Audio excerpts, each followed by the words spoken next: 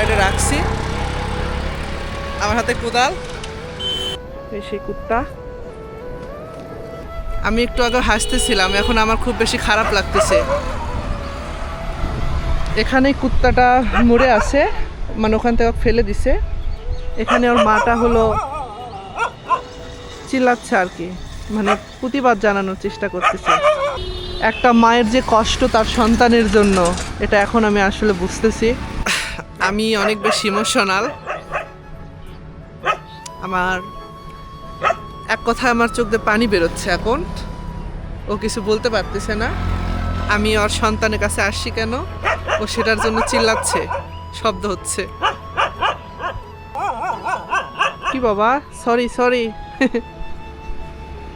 একটা মায়ের কাছে হয়তো বা এর থেকে আর কষ্ট আর কিছু হতে পারে না তার সন্তানের জন্য। মা বেঁচে আছে, বাট সন্তানটা মারা গেছে। সে অনেক চিল্লাচিল্লি করতেছে।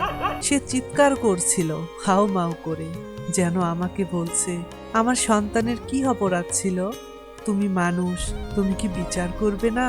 আমি ওর চোখের দিকে তাকাতে পারছিলাম না। আমার হাত কাঁপছিল, শরীর ভারী হয়ে যাচ্ছিল।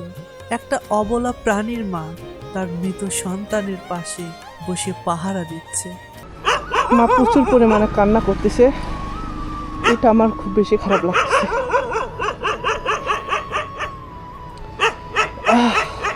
মাটি খুঁড়তে খুঁড়তে মনে হচ্ছিল এই গর্তটা শুধু একটা কুকুরের জন্য না, আমাদের উদাসীনতার জন্য।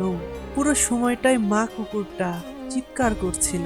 আমি জানি না সে আমাকে থামাতে চাচ্ছিল নাকি সাহায্য চাচ্ছিল। শেষ বিদায় সম্পন্ন। আমি শুধু চুপচাপ মাটি দিলাম, শেষে একটা ফুল রেখে দিলাম কবরের ওপর। আজ বুঝলাম মা শুধু মা না, মাতৃত্বের ভাষা আলাদা না। আমি সরি, আমার কিছু করার ছিল না প্রিয়, মন খারাপ করিস না।